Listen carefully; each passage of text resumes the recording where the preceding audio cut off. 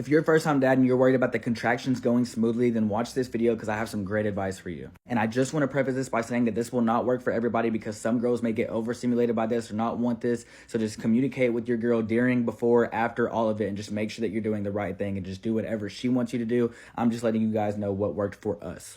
Now, we read this thing before going to the doctor that if you grabbed a comb and put it into if the girl grabbed a comb and put it into her hand and squeezed while she was pushing, it's kind of like an effect. I forgot the name. It's not a placebo effect, but an effect to where when you're squeezing that comb, you're feeling the pain in the palm of your hands. And it's not a lot of pain. It's just like a slight pain. And it's tricking your brain to take the pain off of her pushing and the down there area and just the pain of pushing in general and putting it into the palm of her hands.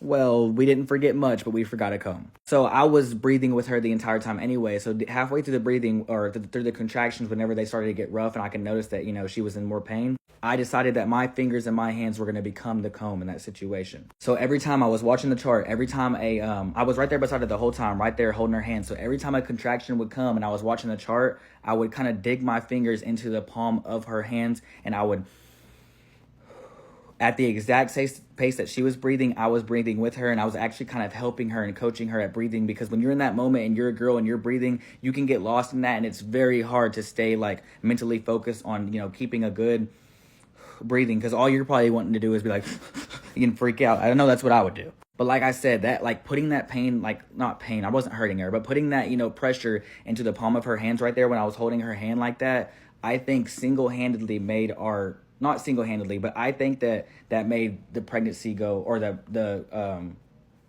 delivery go way smoother. Now, like I said, this isn't going to work for everybody because all women are different, all men are different. This isn't going to work for everybody, but just giving you advice on what worked for us. And as I always say, don't be a fly on the wall in there, Dad. You brought the baby into the world as well. You need to be directly involved in every single situation that happens in that delivery room. I'm going to be posting 2 to 3 videos a day about content relating to being a first-time dad. So if you guys want to follow and keep up with the journey, then y'all hit that follow button.